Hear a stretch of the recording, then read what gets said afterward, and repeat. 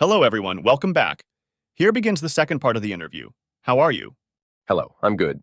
All right, just like in the previous video, you can comment on something or hit pause here to give a longer explanation. And you can unpause with the same button.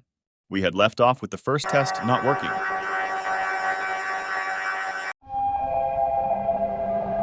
Well, this is incredible. I don't know how you got these images. What you see here provided the energy, and they even had to install more due to the previous test. They added another dozen, though they were kept off just in case. But, as Thomas said, he didn't want the energy to be insufficient, but he also didn't want to overdo it.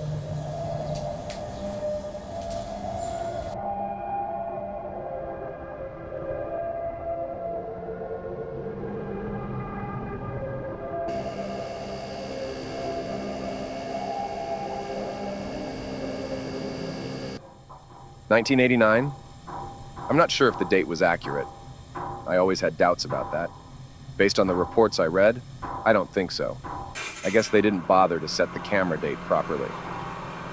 They were racing against the clock, and I think that's why the reports show a different one. Right.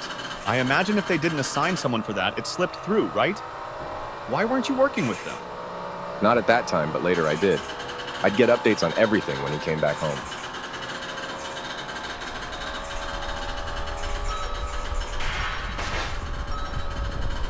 Yes, that's when it started. Right there, at that moment, everything went wrong. In the video, you can't see it because recordings from the control room and hall cameras are missing, but everything was about to collapse. The shutdown button was right next to the button for the extra turbines they installed just in case. And instead of shutting everything down, they gave it even more power. Oh, I think you can hear my dad's voice there. That day was strange. I don't want to get ahead of myself, but I knew they'd be doing that test, and when he came back, I asked him all excited. Although he told me it worked, I could tell by his face he wasn't entirely happy.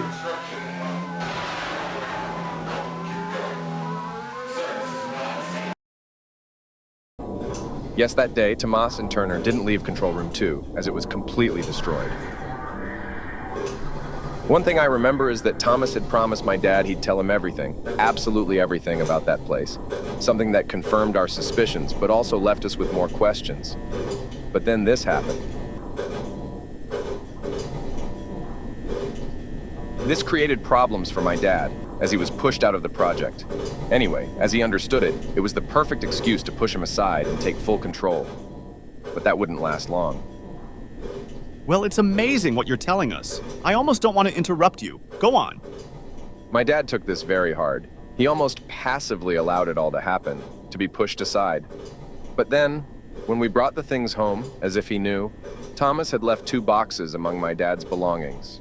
Even items that, to this day, I'd say we still don't understand.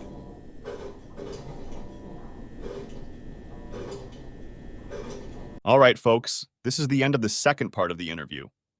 Although we agreed on this for now, we're certain he'll agree to continue telling us more about these videos in the Backrooms. Until next time.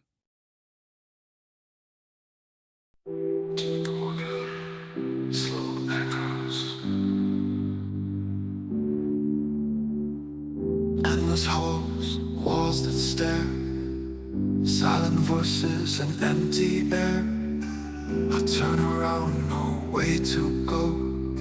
Just shadows here, but they don't show. Go home.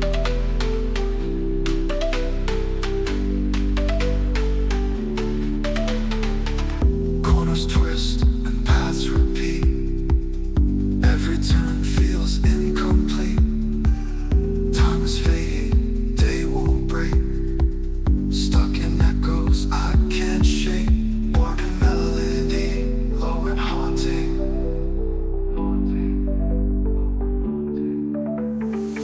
I walk these halls, but I'm alone.